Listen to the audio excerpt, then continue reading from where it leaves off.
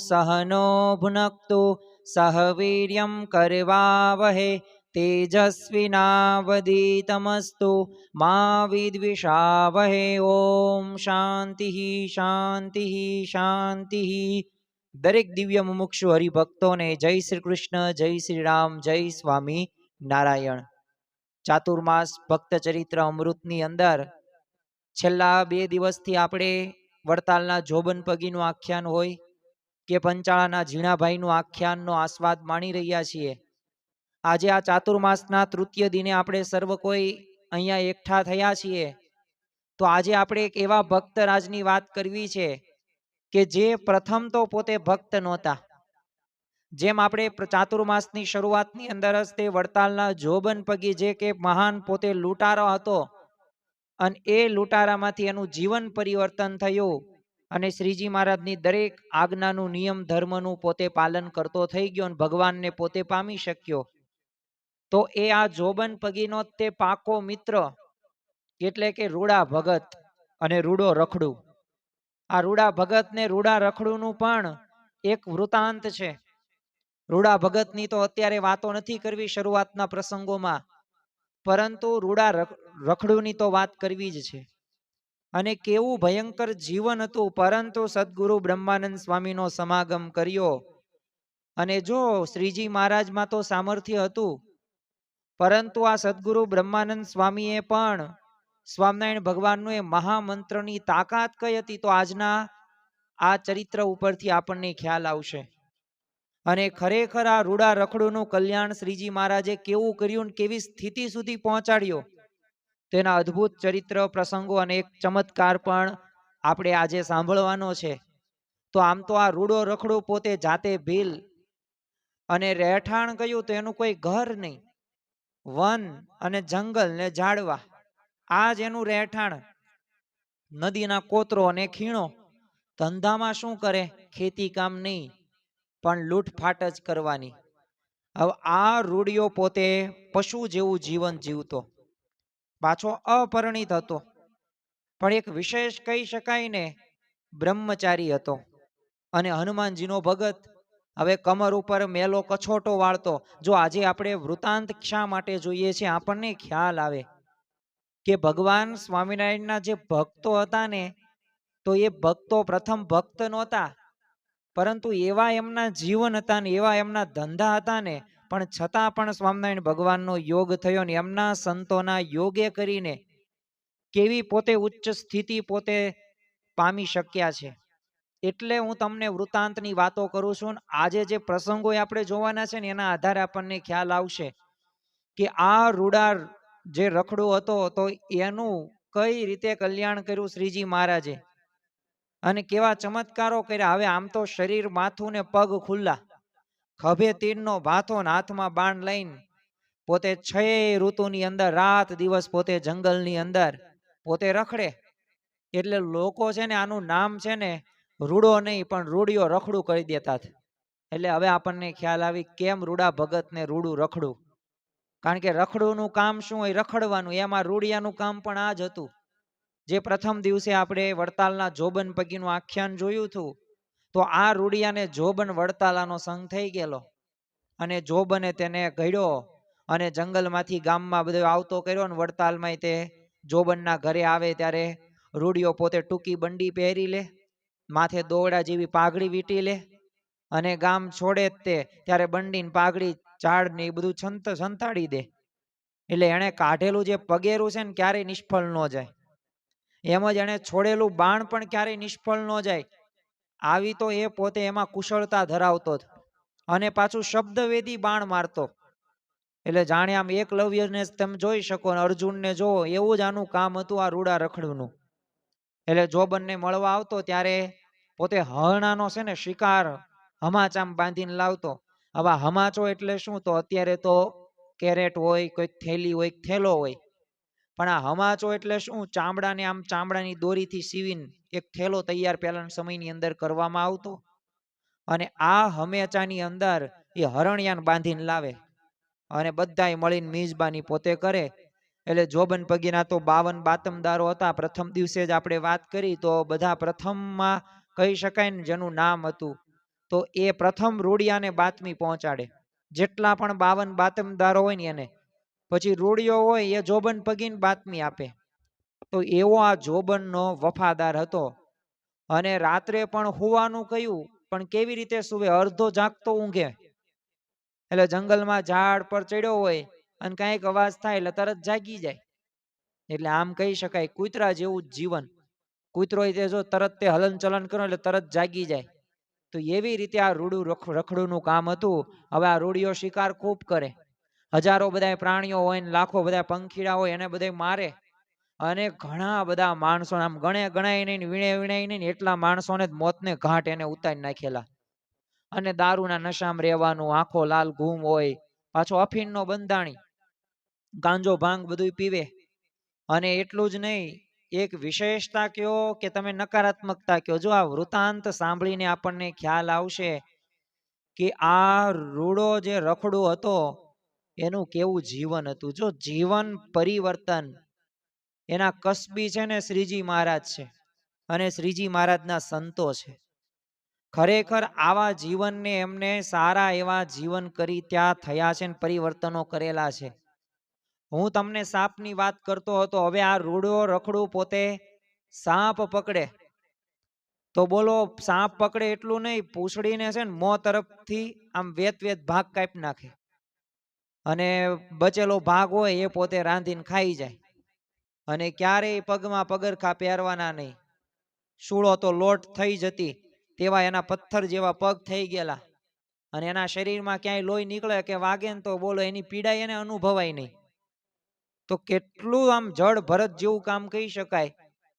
હવે આ જોબનને પકડવા માટે પ્રથમ દિવસે આપણે વાત કરેલી, ગાયકવાડ સરકારે પલટણ બધી મોકલતા. તો એના ઉપર આ રૂડિયો રને રખડું એ પોતે તીર વર્ષા કરે. અને ઝાડ પરથી આવતા તીર કોઈ કાંઈ ભાળી તો કોઈ શકે નહીં. આવું જ તે છત્રપતિ શિવાજી મહારાજ હતા પોતે, એમનું જ તે આ કળા હતી, ગોરેલા પદ્ધતિ, છાપેમાર પદ્ધતિ.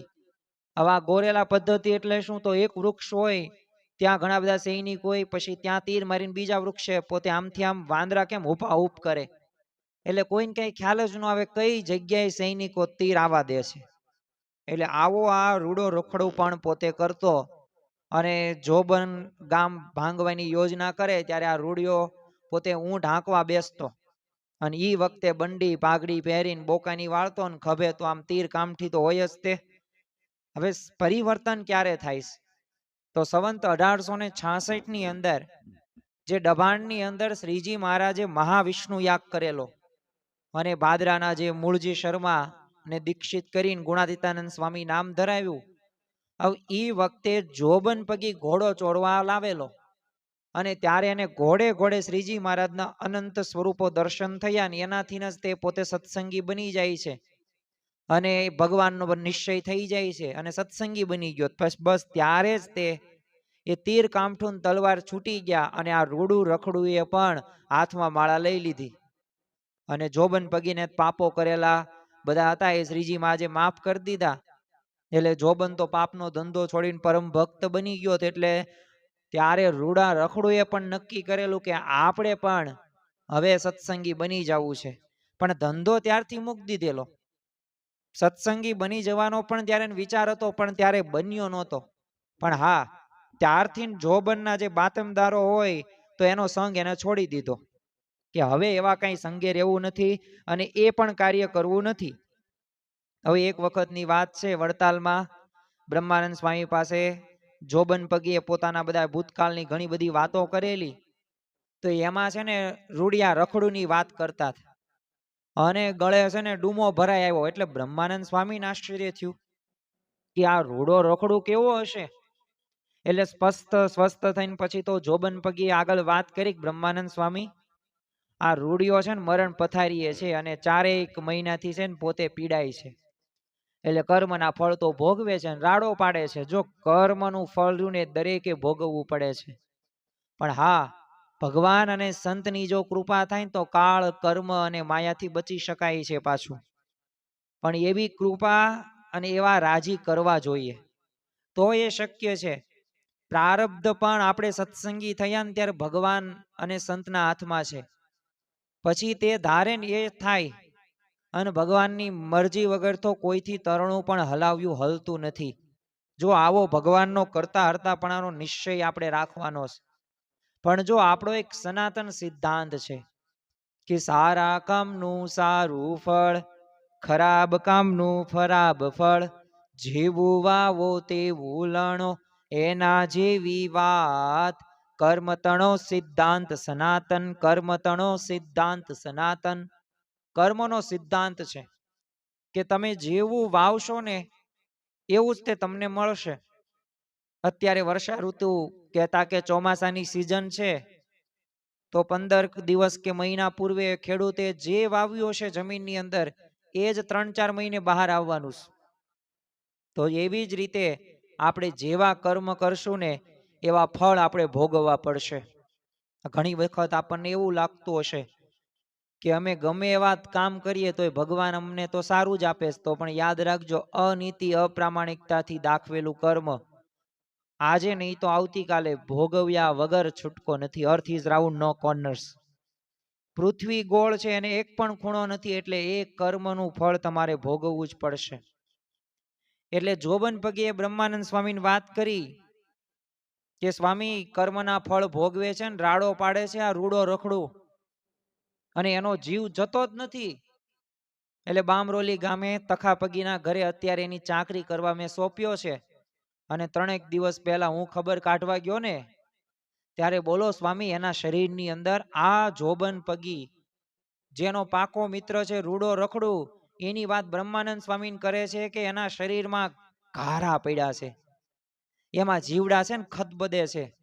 અને આ રૂડિયાને તો વધુ દુઃખ ન થાય ને એટલે ઘારાઓમાં માંસના એમે ટુકડા નાખે છે બધાય. અને બોલો જીવડા સ્વામી ખાય છે અને ઓરડો તે છે ને દુર્ગંધ મારે છે. અને આવું વર્ણન સાંભળીને બ્રહ્માનંદ સ્વામીને તો આમ કંપારી આવી ગઈ. બ્રહ્માનંદ સ્વામી કે આપણે જોવું છે, ચાલો એને ભગવાનનું શરણું દઈએ અને જીવ આમ ઉગરી જાય. તે જોબન પગી કે પણ સ્વામી હવે તો મૃત્યુના સમાચાર આજકાલ આવવા જોઈએ. સ્વામી એવી પરિસ્થિતિ છે ને કે પરિસ્થિતિમાં બહાર આવી જ નહીં શકે. અને તોય તે બોલો બ્રહ્માનંદ સ્વામીએ આગ્રહ રાખ્યો ના ના આપણે જવું જ છે ત્યાં. એટલે જોબન ભક્ત તો એમને લઈને બામરોલી પોતે લઈ ગયા. હવે જો આ જે રૂડો રખડું પોતે સત્સંગી બન્યો નથી, પણ એક જોબન પગીનો યોગ થયો હતો. ભલે લૂંટફાટ કરેલી, પણ આ જોબન પગીએ એ જે આ રૂડો રખડોની જે વાત કરી અને જો બ્રહ્માનંદ સ્વામીએ સાંભળી એટલે તરત પોતે દ્રવી જાય છે.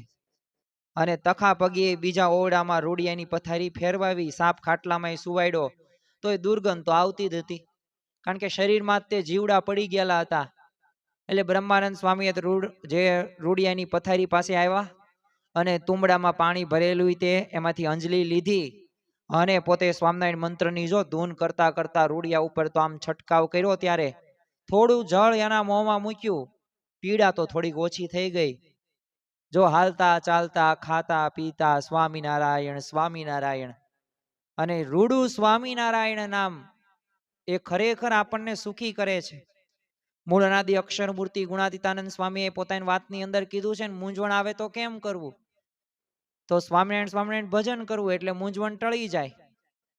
જો મૂંઝવણ આવશે જ, તે દરેકના જીવનની અંદર મૂંઝવણ આવશે, પરિસ્થિતિ આવશે, પણ જો ત્યારે કોઈએ ભાંગી જવાનું નથી, પરંતુ ભગવાનનું બળ રાખીને નામ સ્મરણ કરીને એ ફરી વખત ઊભું થવાનું છે, ચાલવાનું છે. તમને ચાલતા નથી આવડતું તો ધીમે ધીમે ચાલો, તમે દોડો, પણ એ મહામંત્રથી એ કોઈ પણ કાર્ય હોય ને અશક્ય પણ શક્ય બની જાય છે.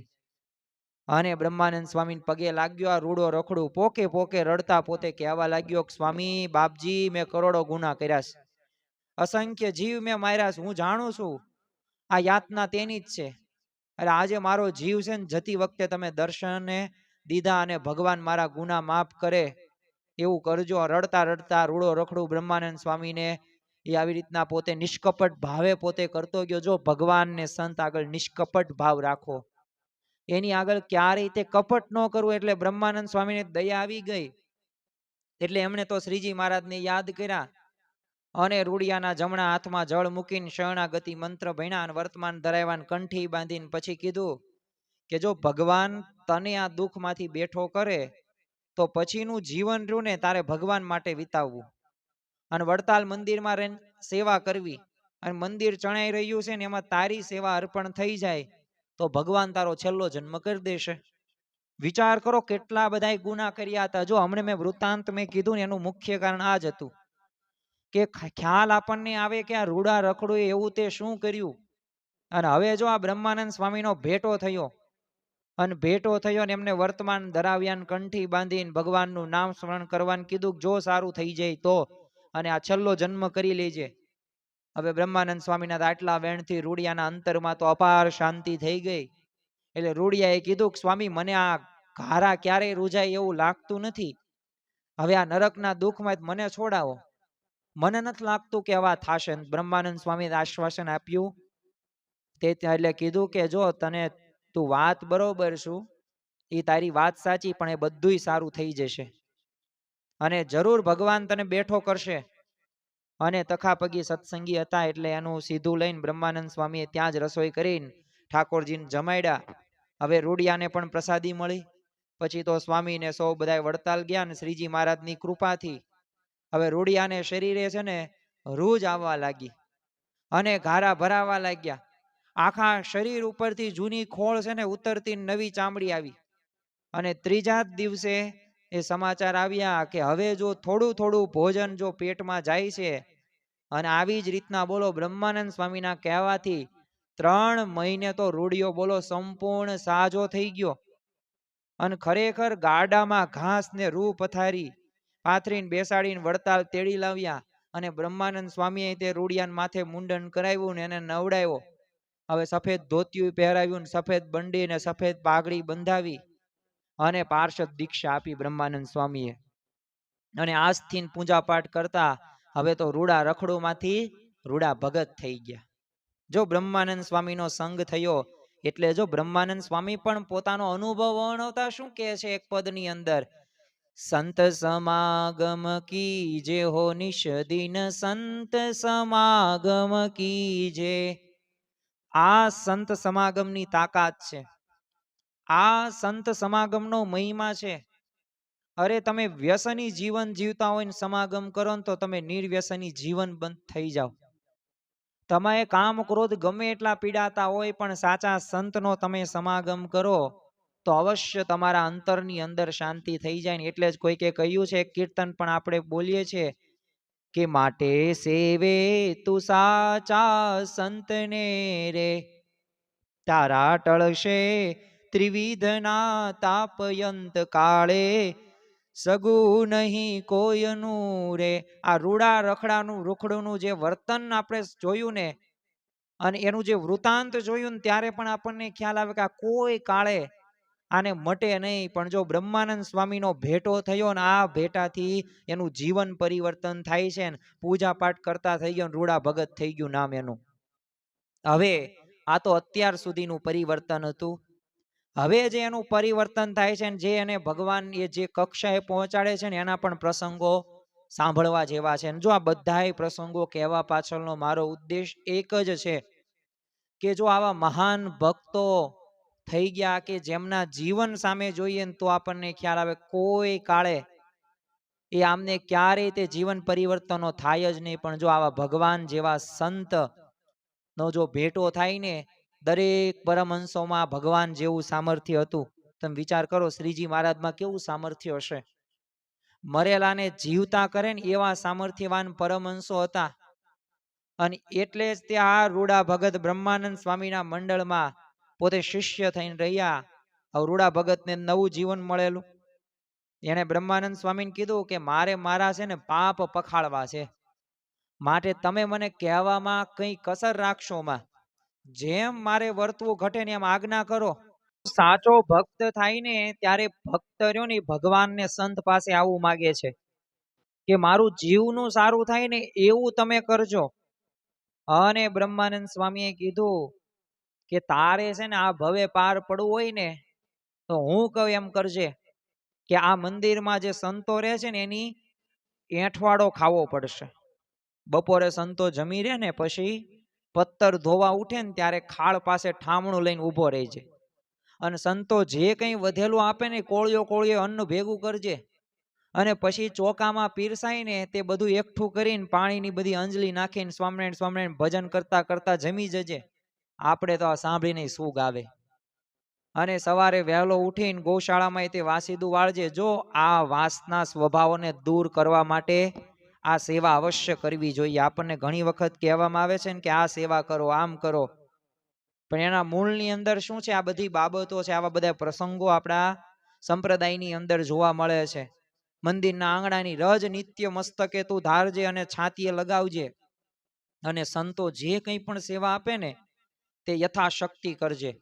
ક્યારે કોઈને ના ન પાડતો. આના ઉપરથી આપણને એ પણ ખ્યાલ આવે કે ભગવાનને સંત જે આજ્ઞા આપે ને એ આજ્ઞા શિર સાટે પાલન કરવી. હવે રૂડિયાએ બ્રહ્માનંદ સ્વામીનો એક શબ્દ અંતરમાં ધારી લીધો હતો અને એ પ્રમાણે પોતે વર્તવાનું શરૂ કર્યું. અને બ્રહ્માનંદ સ્વામીએ પણ પોતાના મંડળના બધાય સાધુઓને કહી રાખેલું કે આ રૂડા ભગતને છે ને બધી પત્તરની તમારી પ્રસાદી આપજો. અને મંદિર બાંધકામમાં રૂડા ભગત તો દોડી દોડીને પોતે સેવા કરે. એટલે બધાય તેને રૂડા ભગત બધાય તે કહેવા લાગે અને એ નામ થઈ ગયું. અને શરીર ખૂબ ટૂંક સમયની અંદર પહેલા જેવું તે પોતે સ્ફૂર્તિલું તંદુરસ્ત થઈ ગયું. એને બધાયને પ્રતીતિ આવતી કે આ સેવાથી છે ને રૂડા ભગતના બધાય પાપ ધોવાઈ ગયા છે. અને મંદિર નિર્માણની અંદર તે જ્યાં મહેનતનું કામ પડતું ને એટલે રૂડા ભગતને પોતે તેડાવતા. એટલે આ રૂડા ભગત તો સેવા કરવામાં તે ક્યારે એવું ન જોવે કે આ તો ભારે સેવા છે, આ તો સારી સેવા છે, બસ સેવા કરવાની. એટલે પથ્થર ખસેડવા, લાકડા ઉપાડવા, લાકડા કે પથ્થર માથે ચડાવવાના હોય, જેમાં વધુમાં વધુ પરિશ્રમ કરવો પડે ને એ બધી સેવા આ રૂડા ભગત પોતે કરતા. એટલે રૂડો રખડું કે જે જોબન પગીનો પાકો બાતમદાર હતો. પ્રથમ નામ એનું આવતું. આવા રૂડા ભગતનો તો કંઠ પણ મધુર હતો. એટલે બ્રહ્માનંદ સ્વામીએ તો એને કીર્તન ભક્તિ તરફ વાળેલો. આવા રૂડા ભગત છે ને કીર્તનની કડીઓ એક એક કરીને પોતે ગોખવા લાગ્યો અને સેવા કરતા કરતા ગોખતા જાય. જો આ ભગવાનના ભક્ત હોય ને એનું સાચું કાર્ય આ છે કે ભગવાનની કથા વાર્તા પણ સાંભળે, ભગવાનના એ ચરિત્રોનું મનન ચિંતન પણ કરે, નિધિ ધ્યાસન પણ કરે અને સાથે સાથે એ દરેક આજ્ઞાનું પાલન એ શ્રીજી મહારાજનું કરતા હોય છે. આવા ભગવાનના ભક્તો આને જ કહેવાય. બધી ક્રિયાઓ વચ્ચે પણ ભગવાનને અખંડ પોતે સ્મરણ કરતા હોય છે. એ પોતે કામ ધંધો વ્યવસાયિક નોકરી તો કરતા હોય જ છે, જવાબદારી નિભાવતા હોય, પણ સાથે સાથે જેટલું ભજન થાય ને એટલું પોતે કરી લેતા હોય. જો શ્રીજી મહારાજ વચનામૃતની અંદર કીધું છે આ ઘડી આ સમયે મરી જ બધાને જવું છે, આવો દરરોજ વિચાર કરવો. તો એવી જ રીતે જો સાચો ભક્ત રહ્યો ને એ આ કાર્ય કરતો હોય છે. અને શ્રીજી મહારાજની મૂર્તિના ઘણા બધા 64 બધા પદો હતા એને કંઠસ્થ કરી લીધા.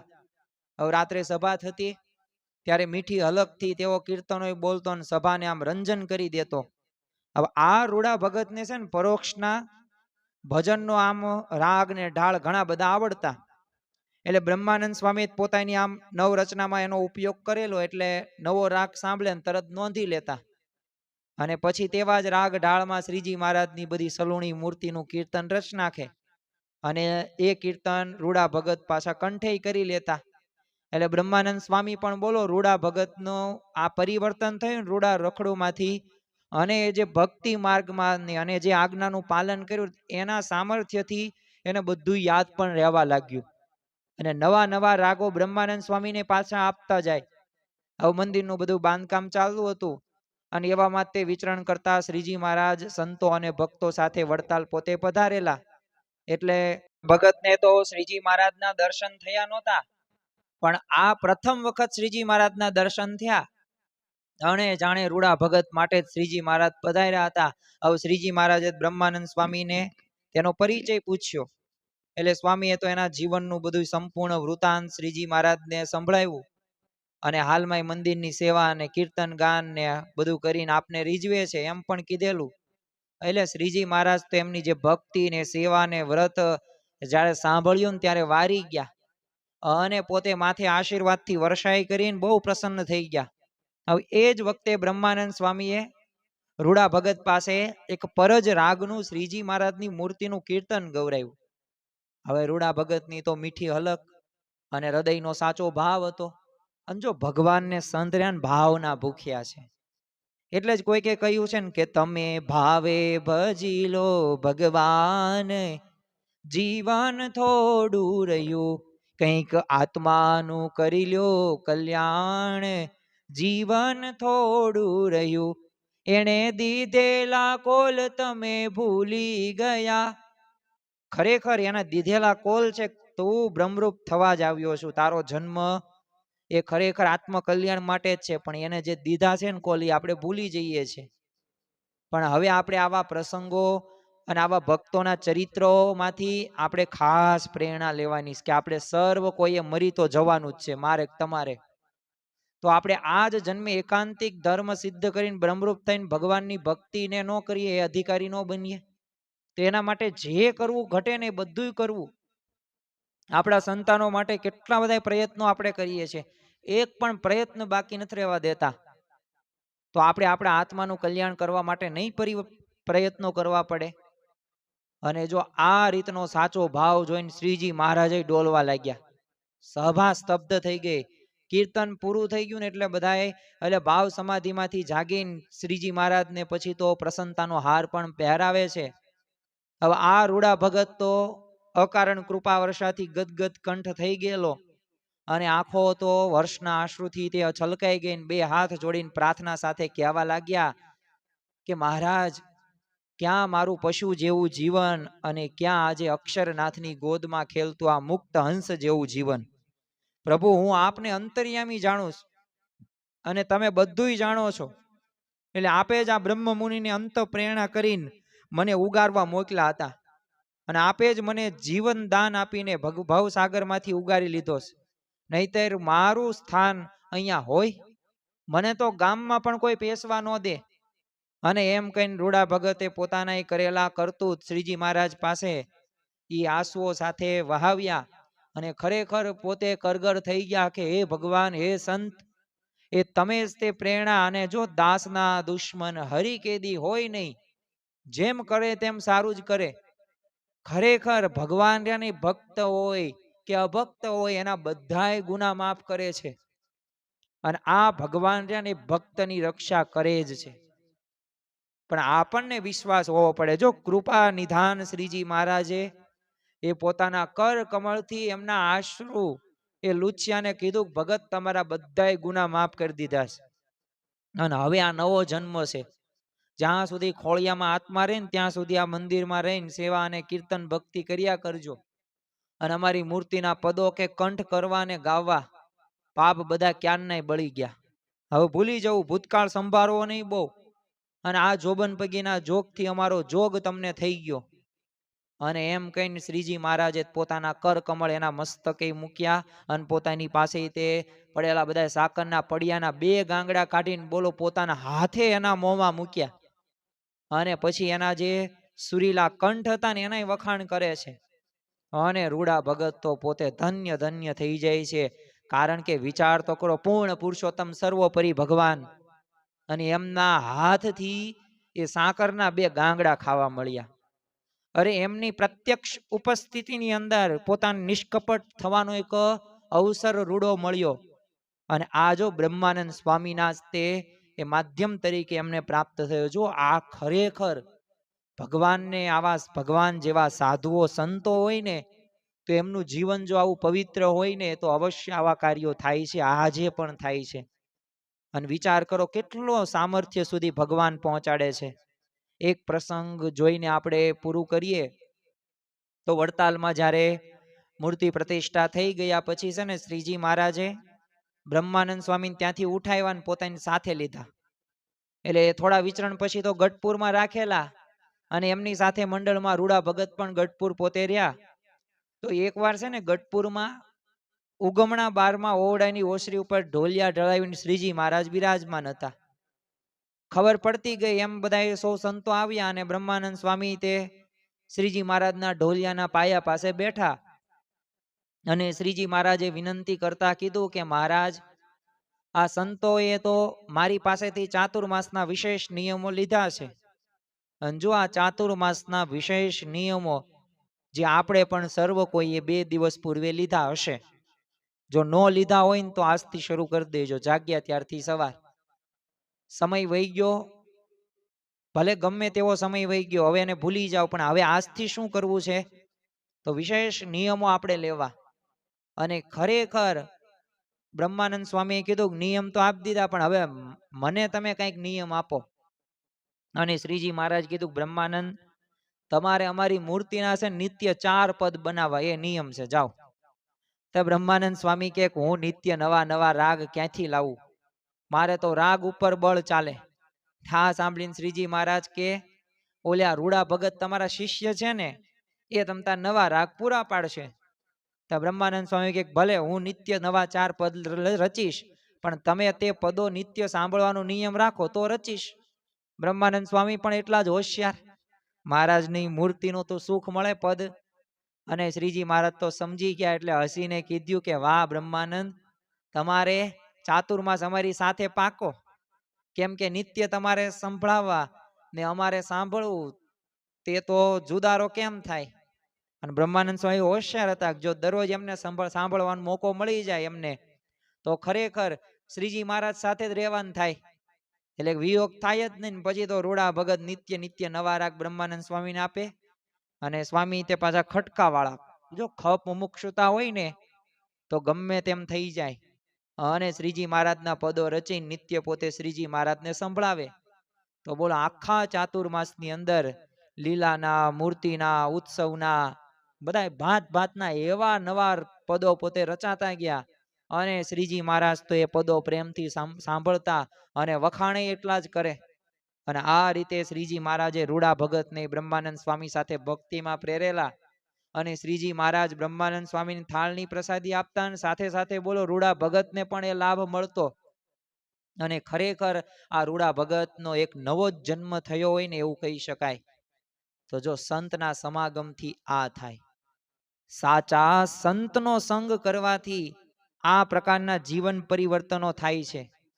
અને ખરેખર આ સત્સંગ રહ્યો ને એવો છે, આ સત્સંગની અંદર જે જીવ મુમુક્ષુ આવે છે ને એનું કલ્યાણ થાય છે. અને એ કલ્યાણ થાય છે એટલું જ નહીં, સ્વાભાવિક રીતે એનું જીવન પરિવર્તન થાય છે, એના સ્વભાવો દૂર થાય છે. ગમે એટલો પીડાત આત્મા હોય ને એનું પણ રૂડું થાય છે. તો જો આ પ્રસંગો સાંભળીને આપણે એમના ચરિત્રો ઉપર વિશ્વાસ રાખીને જો આવી ભજન ભક્તિ કરશું ને, તો અવશ્ય આપણે પણ એ સ્થિતિ સુધી પહોંચી શકીશું. તો આજના દિવસે આપણે મહારાજ સ્વામીના ચરણોમાં પ્રાર્થના કરીએ કે આ રૂડો રખડુમાંથી રૂડા ભગત બની ગયા, એમ અમારા જીવનની અંદર પણ અમે આવા જ છીએ. ભલે અમે કોઈને દેખાવા દેતા નથી, પણ કેવા છીએ ને અમને ખબર છે. કેવા સ્વભાવો, કેવી આસક્તિઓ, કેવી અમને અંદર હેરાન કરે છે ને અમારું અંતઃકરણ છે અમને ખબર છે. બહાર ભલે અમે ગમે એવા રૂડા રૂપાળા લાગતા હોય, તો અમને એવું બળ બુદ્ધિ અને શક્તિ આપજો કે અમારામાંથી છે ને આ જે સ્વભાવો છે ને જે આસક્તિઓ છે ને વિષયો પ્રત્યે, એનાથી અમે બહાર નીકળીએ અને ભગવાન ને સંતની મૂર્તિનું સાચું સુખ પ્રાપ્ત કરીને તમને રાજી કરી શકીએ. એ જ આજના દિવસે પ્રાર્થના. શ્રી સ્વામિનારાયણ ભગવાનની જય.